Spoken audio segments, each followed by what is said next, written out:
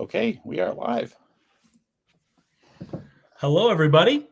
Welcome to our first live stream in a while. I am Gunter, and we are excited to start these live streams where this is first one. We want to do these semi-frequently, at least every other month, and every month if we can, where we'll be talking about the production process leading up to the game shipping early this year, and also what is left for us to do.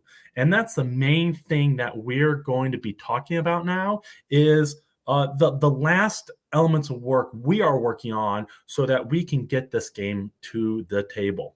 Now, it was great showing you guys the Stellaris Infinite Legacy at the conventions this summer, showing you guys how the game works and some of the exciting features and the latest components that we had for production preview.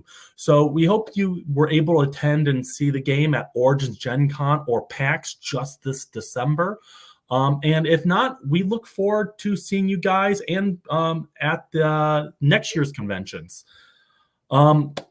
So I'm also excited to introduce Eric here, who's also my co-streamer here. And Eric, tell us a little about yourself. Hey, everybody. Well, those who might know me from the podcast I did for about 10 years called Board Game Babylon. And I was excited to join as a writer on the team for Academy Games because you may also see me quite a bit on listed as a playtester, listed as a rules editor, because I've been a professional writer for a long, long time, and I've always sort of leaned in on games. And since I'm a science fiction obsessive and I love board games, obviously, as you can see from the background, I was thrilled to join Stellaris because this is like a dream project for me. And as a huge fan of legacy games, it's exciting to see this particular game kind of break off and I think sort of solve some problems that legacy games traditionally run into. So yeah, I'm really excited to be part of helping bring this to the final stage of the development. So yeah, and Eric's main role here is to really make the writing move along so that we can get this game out quicker. We've been working on writing during the entire development. We started working on this game for 3 years before it even hit Kickstarter. And we are done all the art and all the layout for all the other components. The last thing we have to do are these remaining event cards, which we've gone through so many great iterations of these event cards. The mechanics of how they work have not changed, but we've improved the layout and presentation over time. And what we have left to do and work on is really put those, what the stories we already created into the new layout, and all the ideas we've come up along the way, we are now writing and adding. And I don't know if we've, again, to reiterate, we have over 1,000 of these story cards for you to discover and enjoy that really add that depth to the game. We're also adding more writers. We're especially excited to have a writer from the original Stellaris video game join our team to bring some of our favorite stories from the video game to life in the board game, and also just really give that sense of quirk, fun, wonder, discovery that are in the original Stellaris storylines. We also have Uwe in the chat. He'll be there answering any questions you have in the chat, and also any questions he wants to pass along to us to discuss, he will. So if you have anything you want us to discuss or any questions you have about what we're talking about, feel free to ask Uwe in the chat. Mm-hmm. Now, to kind of tell you like where we are in the project right now, we have finished all pre-production except for finishing the layout writing for the rulebook and the remaining event cards.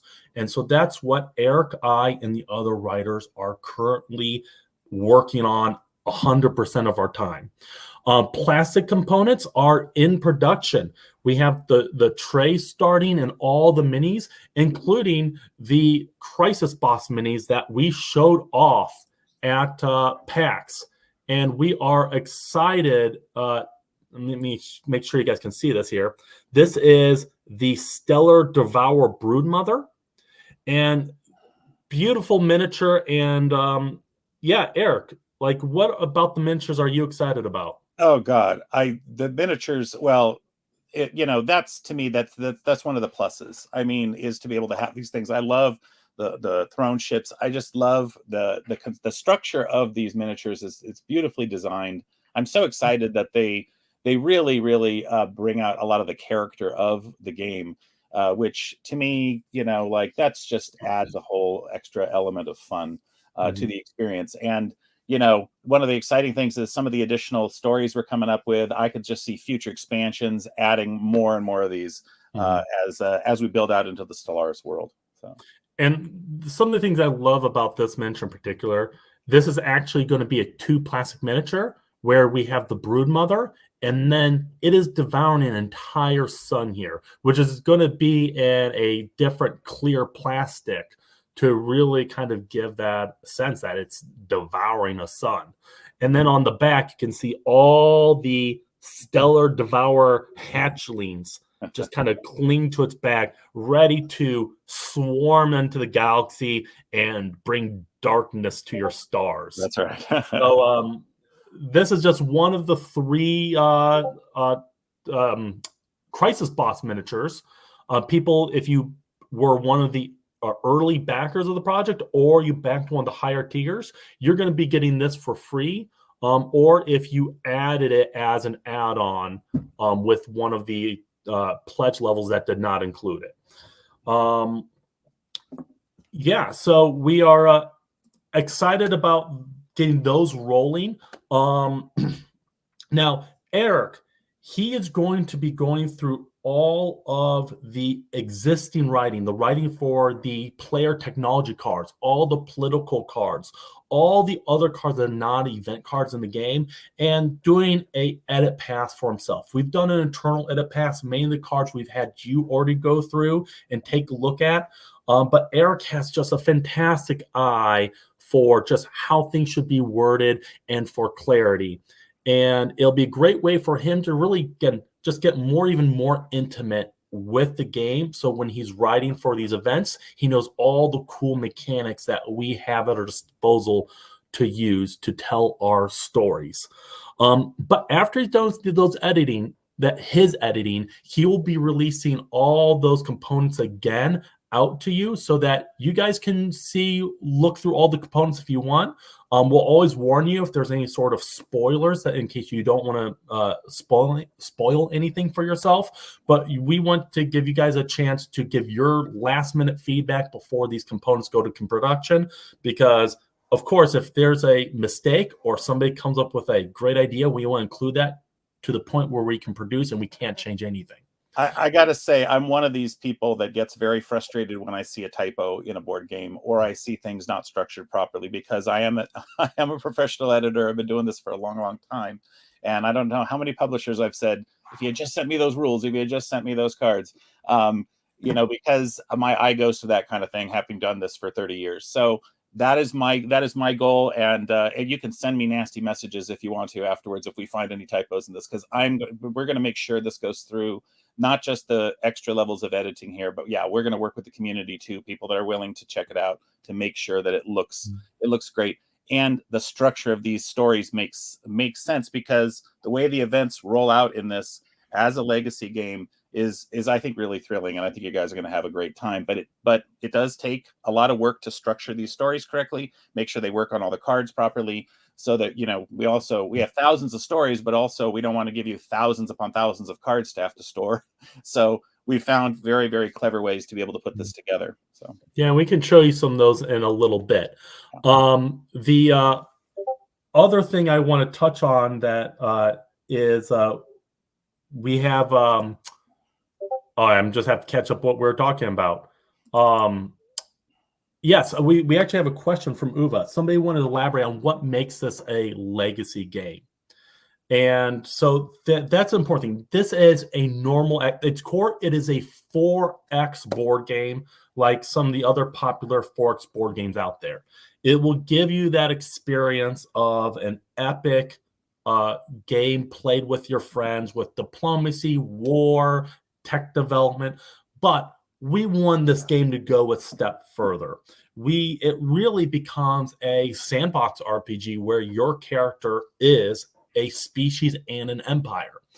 And that's what makes it unique compared to some of the other Forks games where you can go directions that you can't always go in the other Forks board games out there that tend to focus a lot more just on war and diplomacy. While this game really lets you, maybe if you don't want to do war at all, you can achieve that and go that route and build an empire that can thrive and win the overall ascension goal with no war. But what makes this a legacy game? So that's why we call this game an infinite legacy game, because there are 3 key ways that this differs from a traditional legacy game. The first is that it can be played like a normal board game. So we've designed this game that it can be played in one day like a normal Forks board game where you have the entire one empire experience in one go.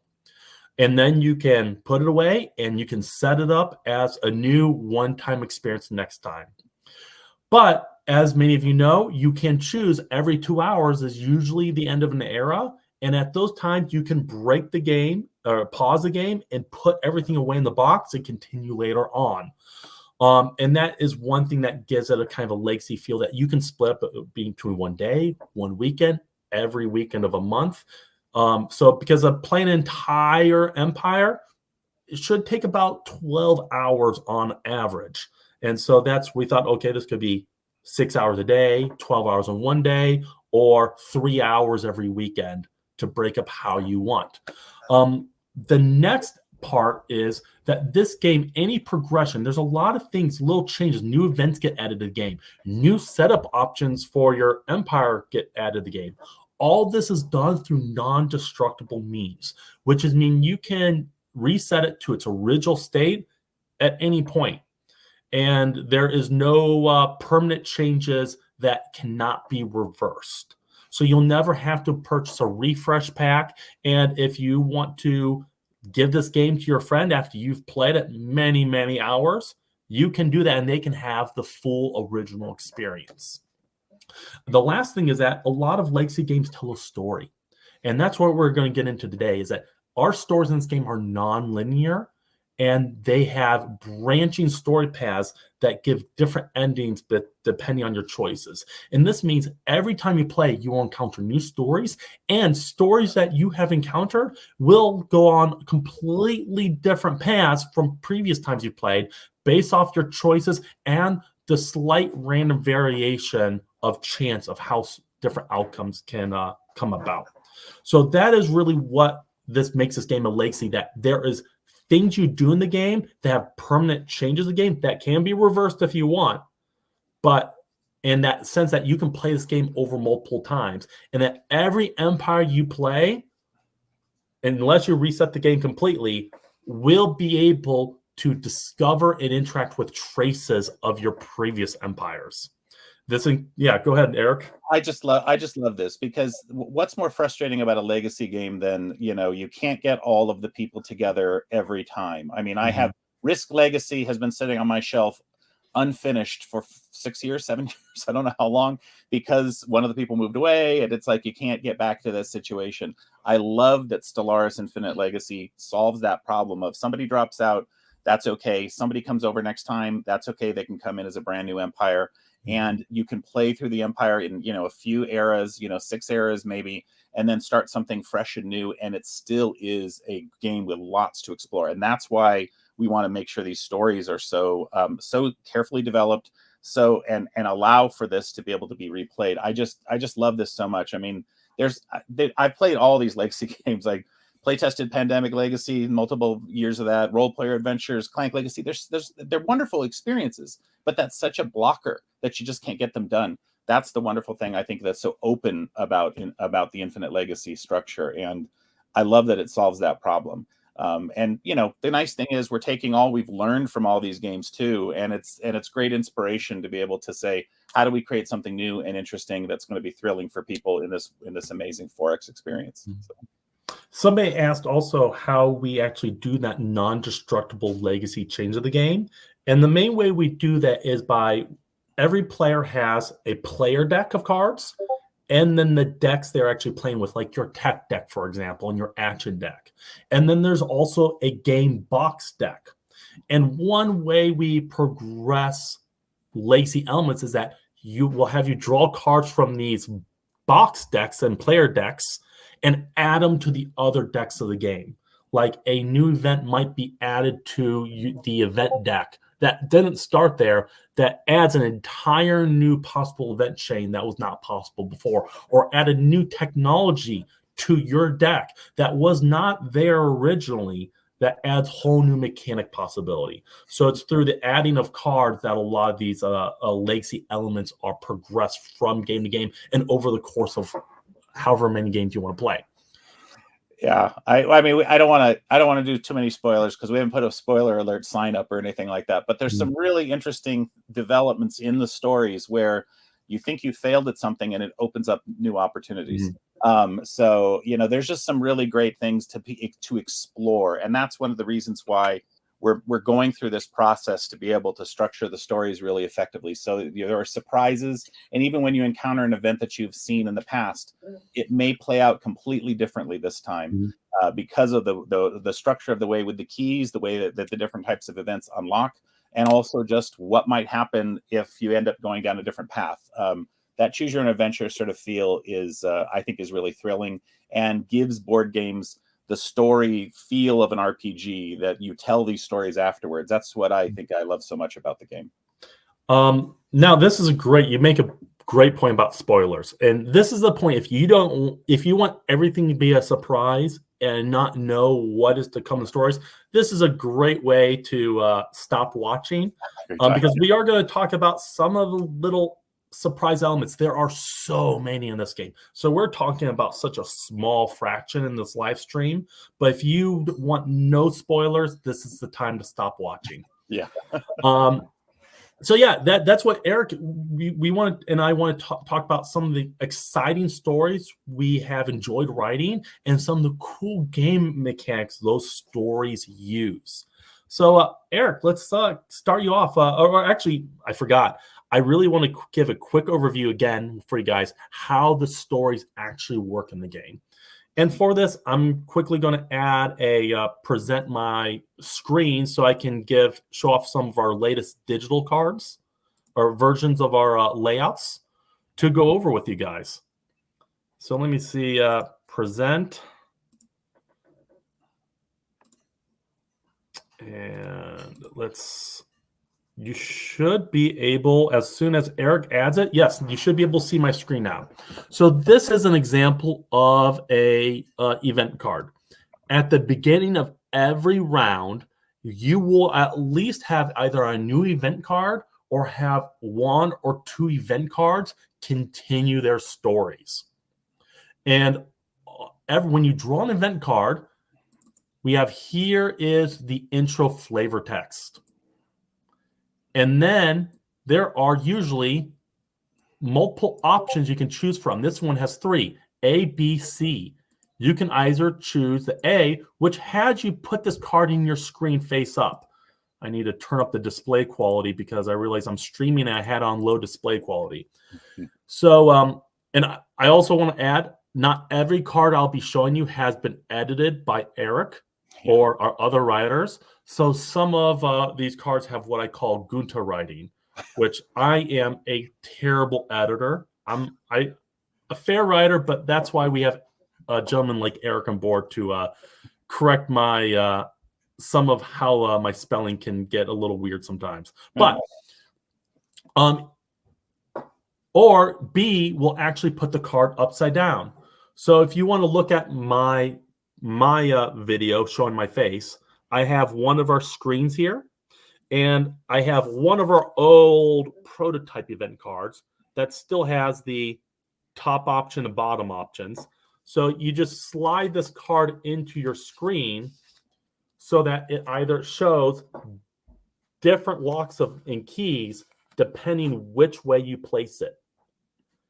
And then in the future, next round, you will draw 2 key cards. And these key cards will have keys lettered A through F. And if you have a key that matches one of the locks in your screen, you will draw the numbered card next to that lock and continue the story on that card. And those numbered cards are drawn from the game box. So you can see here, if I chose the A option and put this card in the top of my screen, it actually has 2 locks. It has a C lock and an E lock. And this is where you don't know exactly what route the story is going to take. And these locks and keys are not all linearly represented in the deck of key cards. So A's and B's are the most common keys. C's and D's are less common, and E's and F's are very rare. So in these locks here, C is an uncommon lock, and E is a rare lock, which also affects how long it'll take for the next part of the story to continue on average. And rarely will E lock continue, but usually it's a C lock. So this would have us, now we have this in code. In the final version, this would call, say, card 13.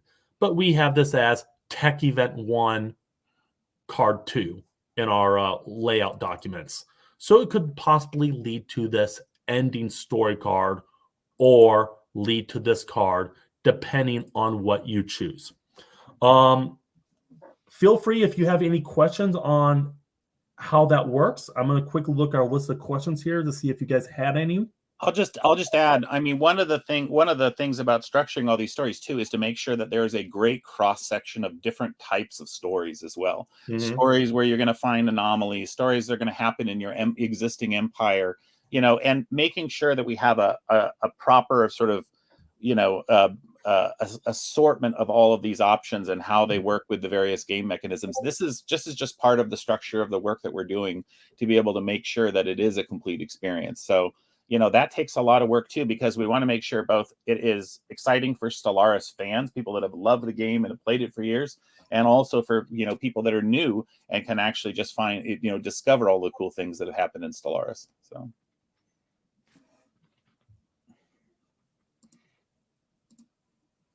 Just make sure I have that in preview mode here. Oh, there we go. Yeah.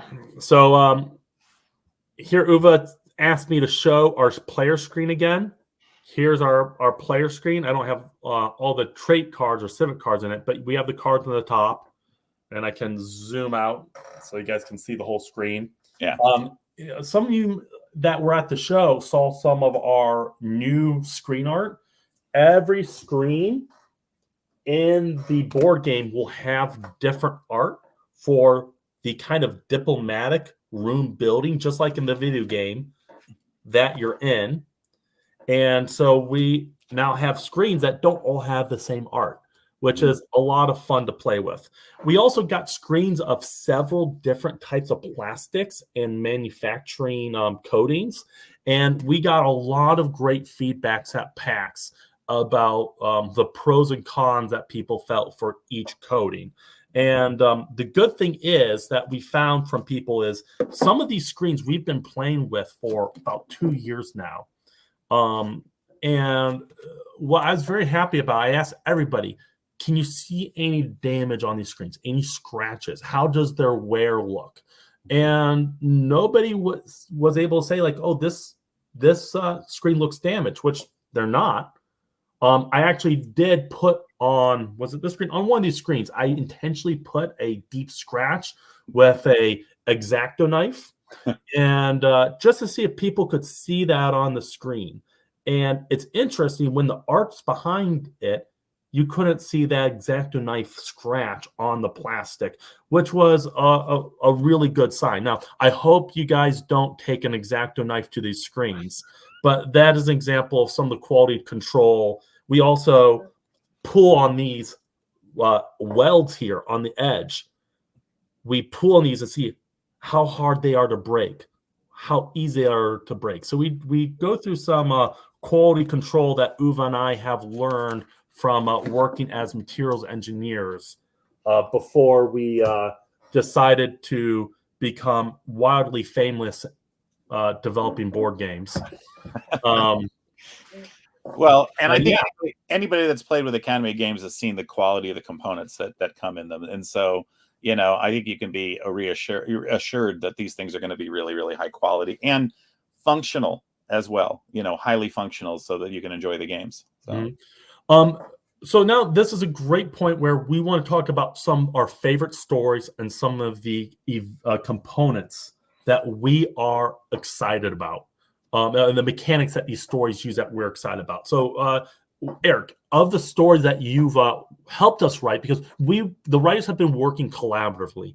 We have really every other day we've been meeting for about half an hour talking about the story ideas we've come up with since our last meeting, and we critique each other, give each other ideas, say, hey, why don't you go this route with it? And then we split up the stories and we each write our individual stories before then we share them with each other and critique them again. But of the stories that you've seen and worked on, what's the first one that you're really excited about? Well, I was just going to say that is one of the best things about it. I always remember Reiner Knizia talking about how, he never played anything but his own games, but his gaming group and the people that developed games with him brought in new ideas from other games. This is what's happening with the science fiction background. I mean, I'm a lifelong science fiction reader. Gunter is, and a lot of the other team that we're working with, they know science fiction. We've got a guy that knows Stellaris really well. So it gives us an opportunity to be able to share ideas and get inspiration from Stellaris, also from a lot of classic science fiction, because these are the things that we love. These are the things that we love to encounter. I kind of referenced it earlier in this intelligence virus there's a story that I really enjoyed because of the idea that it can transform some of your workers. And then also, if you fail to actually find a proper vaccine for this, then the opportunity is, if you're not super ethical empire, you can actually turn this virus into a bioweapon and use it against the other players. And that comes from a failure. That comes from a leader check where you were unable to get to the vaccination, and now it becomes a new opportunity. And not talk about leader checks yet, actually.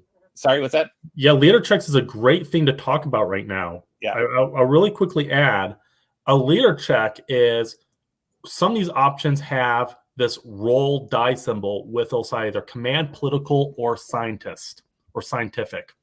And it will have you choose a leader, spend that leader, and roll a die. And leaders will have a level anywhere from 1 to 10. And if you roll equal to or under your leader's level, you succeed at that check and do the check mark result. If you fail, you do the failure result with the X. And you see in this command check, either can be placed the card can be placed face up to continue or face down to continue. And so that's what he says by there's this cool option that is unlocked through failing the leadership check, which is usually a bad thing. It has usually immediately bad result, but that doesn't mean it can't lead to interesting opportunity that was unforeseen. Right. Sorry. We're on a live stream right now. Sorry. Mm-hmm. Mm-hmm. Welcome to the show. Yeah.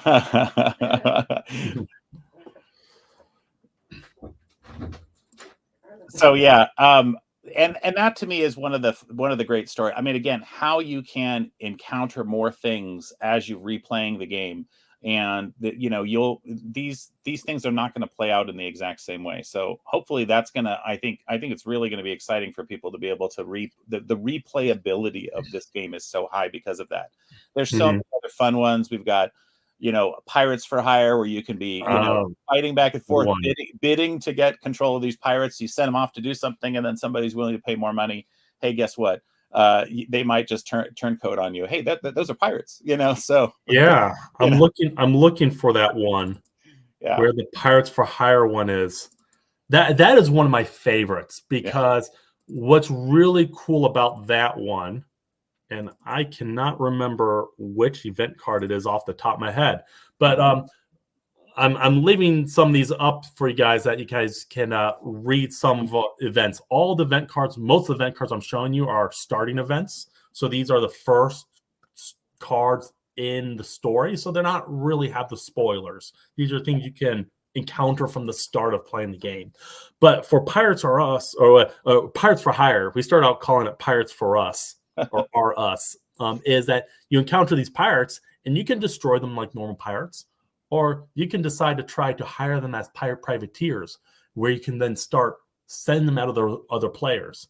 And mechanically, that's represented as you get a special action card that's added to your action card deck.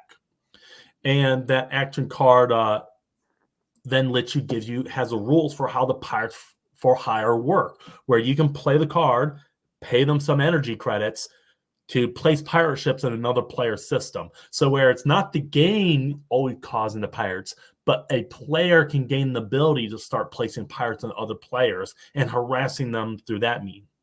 But the hilarious thing, tell them about the hilarious part of that, Eric. Sorry, say again.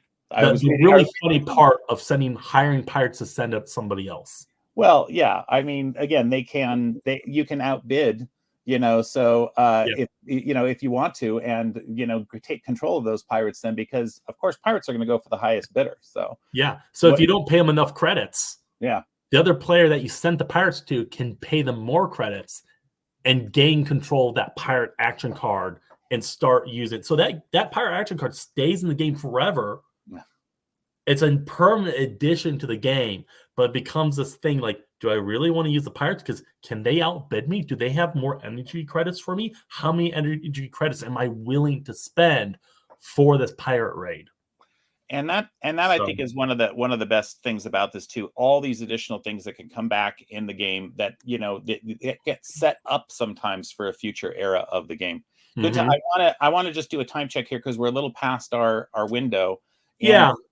Just to say, we know there've been a zillion comments coming in, and we're broadcasting this on a lot of different platforms. So we haven't necessarily been able to get to every one of your questions because we wanted to introduce this coming back for these streams, and we want to do more of these on a regular basis. Mm-hmm. So we're definitely going to look at these questions, and we'll make sure that more of your questions are part of future streams so we can answer those questions that you've got, particularly about gameplay and an opportunity to see the gameplay in action.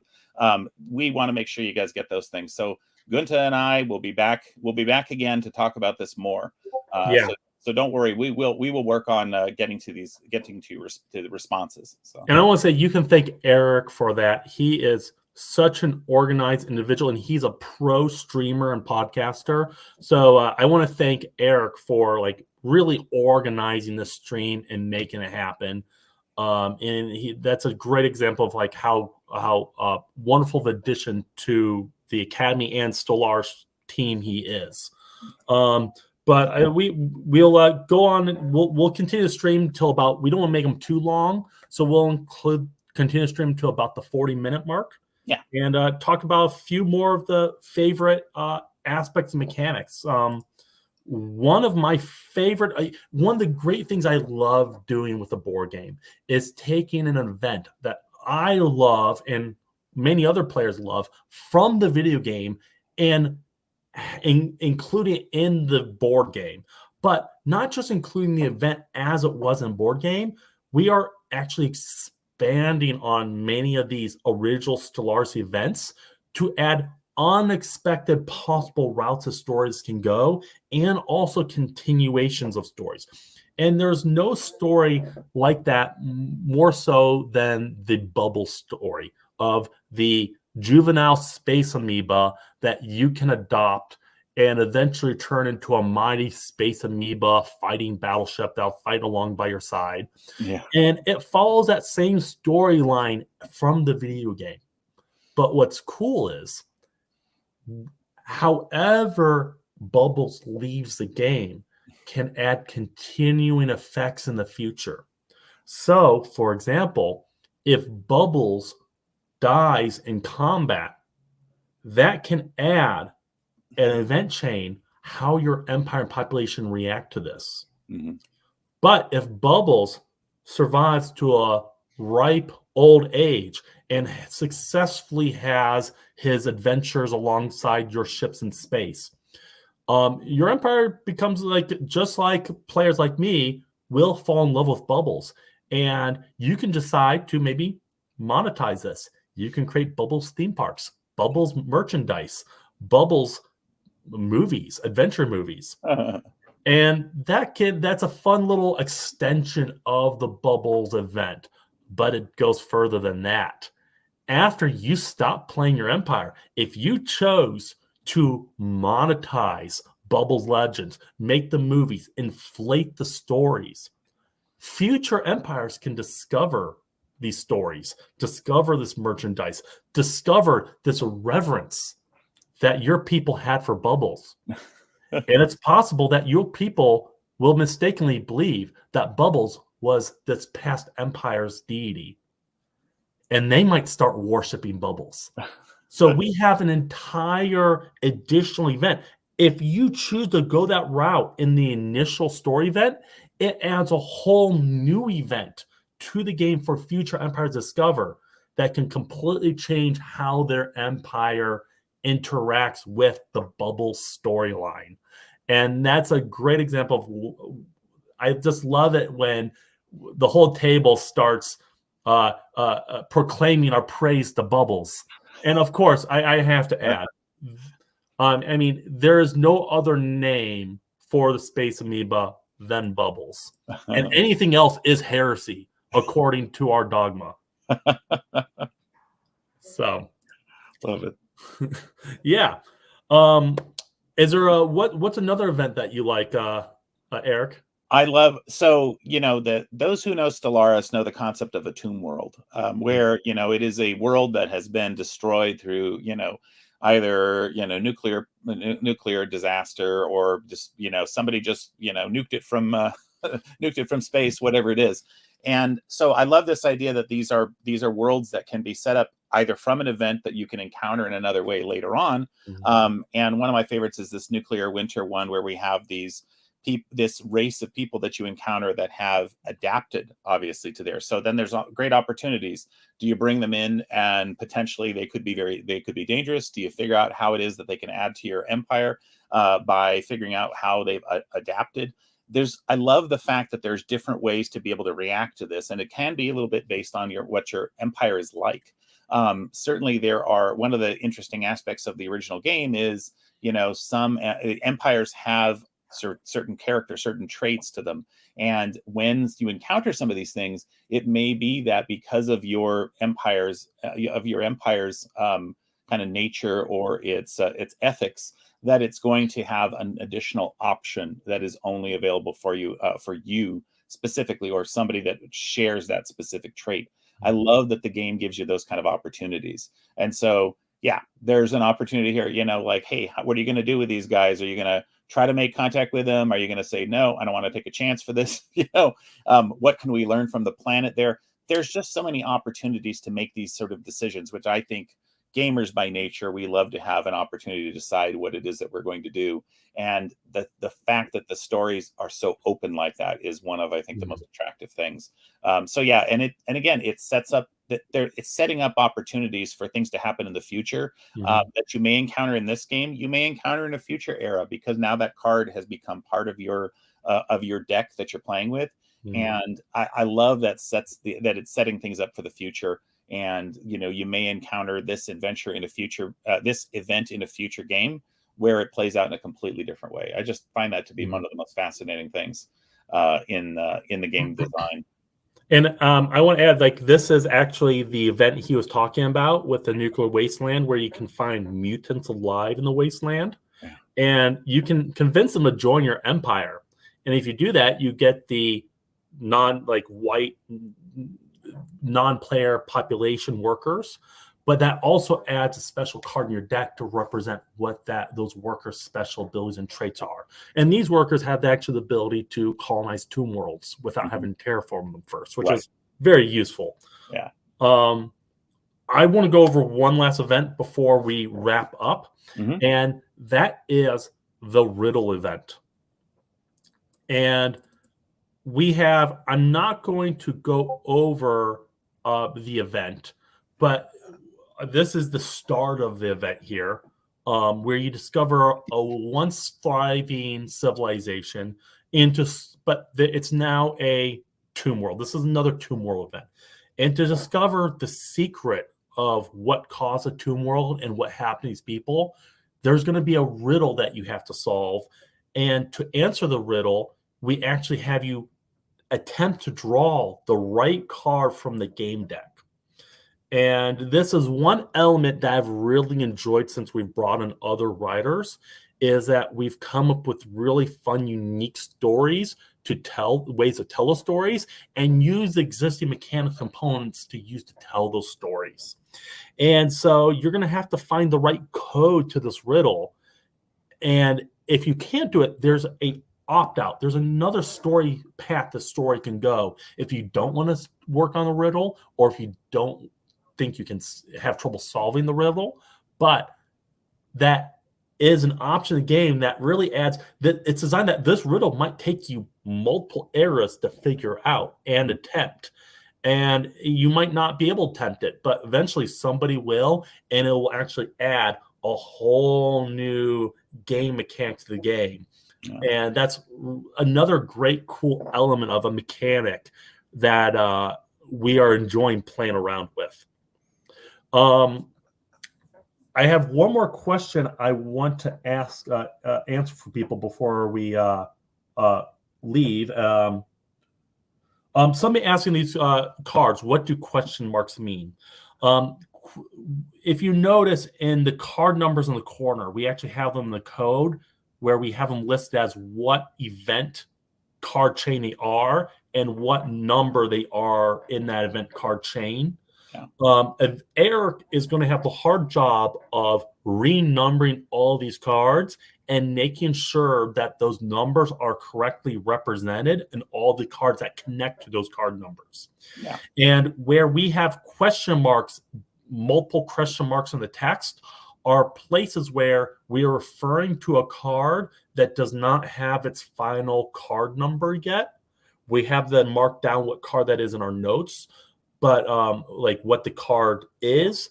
But once that card has its final number, we'll be going through and searching for all those question marks throughout our cards and replacing them with the actual correct number card numbers. So we use multiple question marks in a row as a way to make sure we find all those places during the editing and layout process. Yeah. And yeah, that's a great question. That's just, I mean, yeah, it's just a it's a structure thing we need to just get right. And sometimes we have to adjust these. I mean, we want to make sure that, somebody said something about like making sure that you can read the cards.